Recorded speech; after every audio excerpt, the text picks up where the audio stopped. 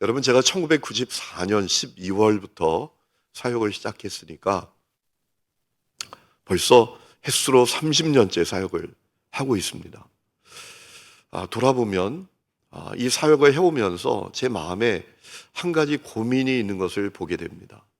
어떤 고민인가 하면 왜 그렇게 성도들이 교회 열심히 다니는데도 변화되지 못할까라는 고민이에요. 아니, 그렇게 예배도 열심히 드리고 기도도 열심히 하는 것 같고 또 이런저런 교회 활동과 봉사도 열심히 하는 것 같은데 왜 달라지지 않을까? 그 인격이 달라지지 않고 그 삶이 달라지지 않고 그 가정이 달라지지 않을까? 이런 마음이 있어요. 그런 고민이 제 안에 있습니다. 도대체 그 문제는 뭘까? 여러분, 저는 목회를 하면서 또 중요한 하나의 답을 얻게 됩니다. 그 이유가 있는 거예요. 그 성도들에게 개인적으로 하나님을 독대하는 지성소가 없는 거예요. 매일매일 하나님 앞에 하나님을 대면하는 개인적인 지성소가 없는 거예요. 여러분, 지성소가 뭡니까? 제사장이 하나님을 만나는 자리 아닙니까? 하나님이 임재하는 그런 자리 아닙니까? 여러분, 우리가 십자가 복음 믿고 구원받아 누리게 된 놀라운 축복이 있습니다. 은혜의 보좌 앞에 담대히 나갈 수 있게 된 거죠. 히브리서 4장 16절에 이런 말씀이 있습니다. 그러므로 우리는 긍휼하심을 받고 때를 따라 돕는 은혜를 얻기 위해서 은혜의 보좌 앞에 담대히 나아갈 것이다 라고 했어요. 그렇지만 그럼에도 불구하고 개인적으로 하나님을 만나는 지성소가 없는 거예요. 여러분은 개인적으로 하나님을 만나는 지성소가 매일매일 여러분의 삶의 자리에 있습니까? 이거 점검해 보세요. 여러분, 예배가 뭡니까? 예배가 뭐죠? 하나님 앞에 엎드리는 시간이에요. 예배를 다른 말로 말하면 하나님 앞에 엎드림이라고 말할 수 있어요. 예배는 하나님 앞에 엎드리는 시간이에요. 하나님 앞에 엎드려 하나님의 이름을 부르고 그분의 존재, 그분의 성품, 그분의 역사를 고백하고 선포하고 주님을 바라보는 시간입니다. 여러분, 그러면 반드시 주님이 임재하십니다. 주님이 역사하십니다. 그리고 주님이 우리에게 말씀하십니다. 그뿐만 아니라 놀라운 역사가 일어납니다. 주님께서 그 예배의 자리에 오셔서 나를 변화시켜 주시고 새롭게 해주시고 세워주시고 고쳐주시는 역사가 일어납니다.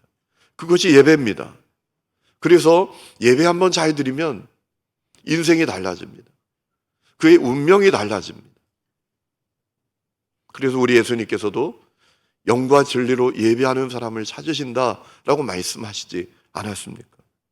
그런데 안타까운 것은 이 놀라운 예배를 그저 일주일에 한 번밖에 드리지 않고 한 번 드리는 그 예배도 그저 의무적으로, 형식적으로, 습관적으로 드리는 사람들이 많다라는 거예요.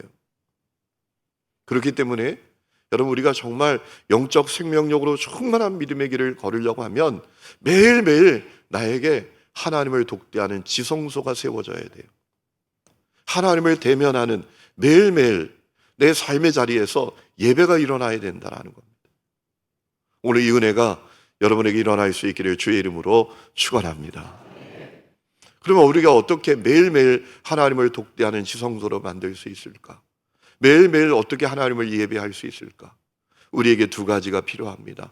매일매일 하나님의 말씀을 읽고 묵상하고 그리고 그 말씀을 따라 기도하는 삶이 매일매일 내 삶의 자리에 있어야 합니다. 그것이 내 삶 가운데 있어야 돼요. 먼저 매일 말씀을 읽고 깊이 묵상하는 삶이 우리에게 있어야 합니다. 매일 그 시간이 있어야 합니다. 여러분, 성경이 무엇입니까? 성령의 감동으로 주어진 우리에게 주신 하나님의 말씀이에요. 하나님의 마음과 하나님의 뜻을 가장 정확하게 알려주는 특별 계시입니다. 여러분, 이 사실을 믿으시기를 바랍니다. 우리 디모데후서 3장 16절 다 같이 한번 읽어보실까요? 시작. 성경은 하나님의 감동으로 된 것으로 교훈과 책망과 바르게 함과 의로 교육하기에 유익하다라고 했습니다. 여러분, 하나님의 말씀은 내게 하나님의 마음과 뜻을 알려주는 가장 정확한 계시입니다. 여러분, 제가 얼마 전에 우리 교회에 간증 집회에 오신 어느 권사님이 있어요. 아이들 수학 교육을 하는 분이죠. 그분이 와서 저에게 책을 한 권 선물해 주시더라고요. 그 책 내용이 뭐냐면 어떤 분이 하나님의 음성을 듣고 하나님께서 우리에게 주시는 계시라고 해서 그 책 내용이에요. 그 책이 전 세계적으로 200만 부가 더 팔렸대요. 저에게 특별하다고 주셨어요. 제가 읽어보니까 다 성경에 있는 내용이에요. 특별한 게 하나도 없어. 뭐 평안하라, 담대하라, 인내하라, 뭐 이런 얘기입니다. 근데 사람들이 이상하게요. 누가 들었대, 누가 하나님의 음성을 들었대, 이러면 특별하게 여기는 거예요. 여러분, 이 성경이 우리에게 주신 하나님의 특별한 계시요, 하나님의 마음과 뜻을 가장 정확하게 알려주는 말씀인 것을 믿으시기 바랍니다.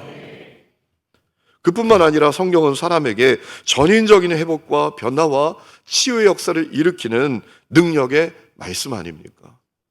여러분, 히브리서 4장 12절 말씀 우리 세번역 성경으로 다 같이 한번 읽어보실까요? 시작. 하나님의 말씀은 살아있고 힘이 있어서 어떤 양날 칼보다도 더 날카롭습니다. 그래서 사람 속을 꿰뚫어 혼과 영을 갈라내고 관절과 골수를 갈라놓기까지 하며 마음에 품은 생각과 의도를 밝혀냅니다. 아멘. 하나님의 말씀이 우리를 수술하는 거예요. 아, 이게 죄야? 이게 문제야? 이게 잘못된 거야? 이거 생각도 없던 사람이 말씀을 통해서 야, 내가 할 수 없는 죄인이구나, 내가 엉터리구나, 여기서 돌아서야 되는 거구나, 내가 정말 말도 안 되는 삶 가운데 살아가고 있구나, 이것이 말씀을 통해서 수술된다라는 겁니다. 그래서 변화되는 거예요. 치유되는 거예요. 회복이 되는 거예요. 여러분, 시편 19장 7절 8절 또 한번 읽어보실까요? 시작. 여호와의 율법은 완전하여 영혼을 소성시키며 여호와의 증거는 확실하여 우둔한 자를 지혜롭게 하며 여호와의 교훈은 정직하여 마음을 기쁘게 하고 여호와의 계명은 순결하여 눈을 밝게 하시도다. 아멘. 그러므로 이 성경을 우리가 깊이 읽고 묵상해야 합니다. 읽고 묵상하는 게 중요해요. 여러분, 읽는 것은 눈으로 읽는 거예요. 그런데 묵상은 뭡니까? 마음으로 읽고 영으로 읽는 거예요. 우리 마음의 중심으로 읽는 거예요. 또 귀로 듣는 거예요. 여러분, 묵상은 내가 읽은 말씀 속에서 하나님은 어떤 분이신가, 이 말씀을 통하여 내게 주님이 어떤 말씀을 하시는가, 거기에 온 마음을 다해서 귀를 기울이는 거예요. 그래서 읽기만 하면 말씀의 이 능력을 경험하지 못해요. 말씀을 읽고 깊이 묵상해야 한다는 거예요. 여러분, 안타까운 사실은 어떤 분은 성경을 10독했대요, 100독했대요, 1000독했대요. 그런데 변하지 않아요. 그 인격과 성품이 변화되지 않아요. 왜 그렇죠? 묵상이 없어서 그래요.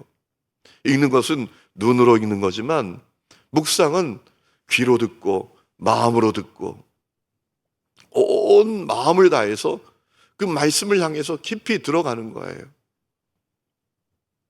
오늘 우리가 읽은 시편 119장 기록자의 이 고백처럼 말씀을 향하여 나가는 겁니다. 여러분, 우리가 먼저 읽었던 18절 말씀에 시편 기자가 뭐라고 고백합니까? 우리 다시 한번 읽어보실까요? 18절 시작. 내 눈을 열어서 주의 율법에서 놀라운 것을 보게 하소서. 이 마음으로 주님의 말씀을 대하는 거예요. 주님, 이 말씀을 통해서 내가 놀라운 것을 보게 해주세요. 주님, 내 눈을 열어주세요. 이 말씀 가운데에서 내가 놀라운 주님의 음성을 듣게 해주세요. 이 마음을 가지고 말씀을 읽고 깊이 묵상하는 거예요. 이것이 우리에게 필요하다라는 겁니다. 그렇게 할 때 깊은 은혜를 경험하게 돼요. 말씀이신 주님 그 자체를 우리가 만나게 됩니다. 여러분, 예수님께서 나는 생명의 떡이다 라고 말씀하셨잖아요. 말씀을 통해서 생명의 떡이 되시는 주님을 만나고 생명의 음료가 되시는 예수님을 진짜 만나게 되는 거예요. 말씀의 능력을 경험하게 되는 거예요. 그래서 생각이 바뀌고 전인적인 회복이 일어나고 치유가 일어나고 변화가 일어나게 되는 거예요. 여러분, 오늘 여러분에게 이 역사가 분명히 일어날 수 있기를 주의 이름으로 축원합니다. 우리가 매일 예배자가 되어야 합니다. 매일 하나님을 독대하는 시간이 우리에게 있어야 돼요. 말씀을 읽고 깊이 묵상하는 그 시간이 우리에게 필요해요. 두 번째는 우리에게 말씀을 읽고 묵상했다면 그 말씀을 따라 기도하는 삶이 필요합니다. 여러분, 우리가 말씀을 읽고 묵상할 때 주의해야 될 것이 있어요. 말씀을 읽고 묵상하는 목적이 뭐냐라는 거예요. 여러분, 말씀을 읽고 묵상하는 목적이 뭐죠? 끝낼까요? 종이 울리는데. 말씀을 읽고 묵상하는 목적이 뭡니까? 순종하기 위함이죠. 아멘이십니까? 여러분, 말씀을 읽고 묵상만 하면 안 돼요. 순종해야 되죠. 하나님의 말씀을 읽고 묵상하는 목적은 그 말씀에 순종하기 위해서예요. 여러분, 오늘 우리가 읽은 34절의 고백이 우리에게 있어야 합니다. 34절, 시편 119장 34절, 우리 다 같이 한번 읽어보실까요? 시작. 나로 하여금 깨닫게 하여 주소서. 내가 주의 법을 준행하며 전심으로 지키리이다. 말씀을 사모해요. 묵상해요. 그런데 거기서 끝나면 안 돼요. 오늘 시편 기자가 뭐라고 고백하죠? 나로 하여금 깨닫게 해 주십시오. 그리고 내가 주님의 그 말씀을 준행하며 전심으로 지키겠습니다. 라고 했어요. 그렇기 때문에 우리가 말씀을 묵상하고 말씀을 읽고 묵상하는 것에 이어서 그 말씀을 따라 기도하는 삶이 우리에게 있어야 합니다. 여러분, 말씀을 읽고 묵상하기만 하지 말고 그 말씀을 따라 기도하는 삶이 우리에게 있어야 한다는 거예요. 여러분, 우리가 말씀을 읽고 묵상하는 데만 그치면 자칫하면 이런 사람이 될 수 있어요. 머리만 크고 손과 발은 태화되어서 완전히 괴물처럼 될 수 있단 말이에요. 또 그런 사람이 있잖아요. 그저 아는 것만 많고 말만 잘하는 사람, 헛똑똑이, 그런 사람들이 있잖아요. 그와 같이 될 수 있다는 거예요. 중요한 것은 말씀을 읽고 깊이 묵상할 뿐만 아니라 그 말씀을 따라서 기도하는 삶이 우리에게 필요해요. 그것이 우리가 말씀에 순종하는 첫걸음이에요. 여러분, 우리가 말씀을 따라 기도해야 되는데 말씀을 따라 기도한다라는 것은 말 그대로 말씀을 가지고 기도하는 거예요. 기도할 때 그저 나의 소원, 나의 정욕, 나의 탐심, 나의 어떤 의의를 가지고 기도하는 것이 아니라 하나님의 말씀을 따라서 기도하는 거예요. 평생 어떤 분은 기도할 때 그렇게 기도하는 분들이 있잖아요. 하나님 우리 일시기, 이시기, 삼시기, 하나님 우리 일시기, 이시기, 삼시기, 첫째, 둘째, 셋째, 하나님 첫째, 둘째, 셋째, 평생 나의 소원. 여러분, 이것이 기도의 모습인 분들이 있어요. 그러니까 기도의 응답이 별로 없어요. 여러분, 그렇게 기도하는 것은 저 불신자들도 똑같이 기도하잖아요. 불신자들도 나무 밑에 가서 돌 앞에 가서 하늘을 향하여 평생 소원 빕니다. 우리 자식들 잘 되게 해주시고 내 소원 이루어 달라고요. 여러분, 기도할 때 가장 중요한 게 뭐죠? 하나님의 뜻을 알고 하나님의 뜻대로 구하는 거예요. 요한일서 5장 14절에 그를 향하여 우리가 가진 바 담대함이 이것이니 그의 뜻대로 무엇을 구하면 들으심이라 라고 했습니다. 주님의 뜻을 정확하게 알고 그 주님의 뜻대로 구해야 주님이 들으시는 거예요. 주님이 역사하시는 거예요. 여러분, 하나님의 뜻대로 구하지 않는 것은 마치 관역을 보지 않고 화살 쏘는 거하고 똑같아요. 여러분, 관역도 보지 않고 화살을 쏘면 어떻게 됩니까? 애만 쓰는 거죠. 물론 여러분, 한석봉 어머니는 보지도 않고 불 꺼놓고도 막 떡은 썰 수 있어요. 그런데 기도는 달라요. 기도는 하나님의 뜻을 우리가 알고 하나님의 뜻을 따라 기도해야 합니다. 그때 하나님이 들으시고 역사하시는 거예요. 여러분, 말씀을 따라 기도한다는 것은 간단합니다. 말씀대로 기도하는 거예요. 말씀의 내용을 가지고 기도하는 것이고, 그리고 말씀 속에서 내게 주시는 음성을 붙들고 기도하는 거예요. 이 내용은 목요일, 금요일, 토요일 여러분에게 이 말씀 기도를 어떻게 할 것인가에 대해서는 자세히 말씀을 드릴게요. 중요한 것은 우리가 날마다 말씀을 읽고 깊이 묵상하고 그리고 그 말씀을 따라 기도하는 삶이 우리에게 있어야 한다는 겁니다. 그래야 주님께서 우리를 만져주십니다. 우리가 주님 안에서 온전한 회복을 얻게 되고 변화를 누리게 되고 치유를 누리게 되고 하늘에서 내려주시는 영적 생명력으로 충만하게 되고 하나님의 능력으로 충만하여 날마다 변화되고 승리하는 삶을 살게 된다는 겁니다. 오늘 이 은혜가 여러분 가운데 일어날 수 있기를 주의 이름으로 축원합니다. 여러분, 우리가 이 날마다 하나님과 독대하는 지성소가 없이는 승리하는 신앙생활을 할 수가 없어요. 여러분, 사자는 우는 사자같이 두루 삼킬 자를 찾는다라고 했습니다. 여러분, 우리가 교회 와서 예배 드릴 때 은혜 받잖아요. 그런데 교회 문방만 나가면 죄입니다. 교회 문방만 나가면 영적 싸움이에요. 그리고 내 안에 끊임없이 내 자아가 발동하고 내 옛사람이 나를 정복해 옵니다. 그렇기 때문에 우리가 날마다 주님을 독대하는 지성소를 만들지 않고는 승리하는 삶을 살 수가 없어요. 매일매일 말씀을 읽고 깊이 묵상하고 그 말씀을 따라 기도하는 삶이 우리에게 있지 않고는 우리가 승리하는 믿음의 길을 걸을 수가 없습니다. 평생 신앙생활에도 옛 습관, 옛 성질, 옛 자아 붙들고 평생 신앙생활 하다가 끝나는 거예요. 여러분, 우리가 말씀을 읽고 깊이 묵상하고 말씀을 따라 살아가는 삶이 있을 때 승리하는 믿음의 길도 걸을 수 있어요. 여러분, 기독교 역사 속에 보면 수많은 사람들에게 선한 영향력을 끼쳤던 믿음의 사람들이 있습니다. 그 가운데 한 사람, 아주 귀한 사람이 있는데 잔느 귀용이라는 여성입니다. 이 여성은 17세기에 살던 여성입니다. 이 여성이 쓴 아주 유명한 책이 있죠. 예수 그리스도를 깊이 체험하기라는 책이 있습니다. 여러분도 한번 기회가 되면 사서 읽어보세요. 수많은 사람들에게 엄청난 영향력을 끼쳤던 이 여성이 잔느 귀용이라는 여성이에요. 이분은 1648년에 프랑스 몽타르제라는 지역에서 출생을 했는데 칠삭둥이로 태어났어요. 그래서 몸이 늘 허약했어요. 그러나 부모님의 보살핌으로 잘 자랐는데 문제는 16살 때 강제로 결혼을 하게 되면서 이 여성의 삶이 너무너무 어려워졌어요. 16살 때 강제로 결혼을 하게 되었는데 남편이 22살 연상입니다. 어느 귀족이었어요. 그런데 이 사람이 아주 병약했어요. 그래서 결혼해서 한 일이 병수발 드는 거였어요. 그리고 그 시어머니가 얼마나 괴팍한 분인지 너무너무 고난을 받았어요.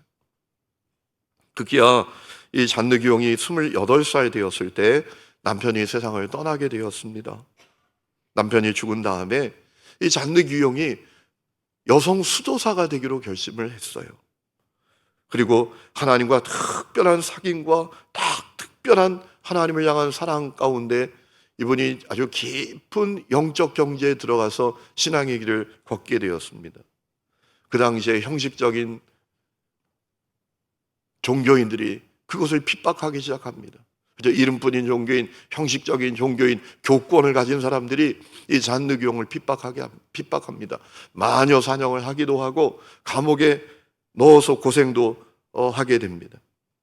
여러분, 그런데 이 잔느 귀용이 그 모든 고난을 다 이겨냅니다. 그 모진 고난을 다 이겨낼 수 있었던 중요한 이유가 있어요. 그는 매일매일 하나님을 독대하는 지성소를 갖고 있었어요. 매일매일 말씀을 읽고 말씀을 깊이 묵상하고 그 말씀을 따라 기도하는 삶이 그녀에게 있었다라는 겁니다. 예수 그리스도를 깊이 체험하기라는 책에 보면 이런 내용이 나와요. 성경을 읽으십시오. 정신을 집중하여 읽으십시오. 읽는 내용을 온전히 그리고 온유하고 신중하게 받아들이십시오. 성경을 읽으면서 그 내용을 음미하고 완전히 소화시키십시오. 느린 속도로 읽어야 합니다. 또한 읽고 있는 내용의 핵심을 파악하기까지 다음 절로 넘어가지 않아야 합니다. 그렇게 되면 마음에 와닿는 성경의 부분을 기도로 바꾸고 싶은 마음이 생기게 될 것입니다. 그러면 그 말씀을 따라 깊은 기도에 들어가십시오.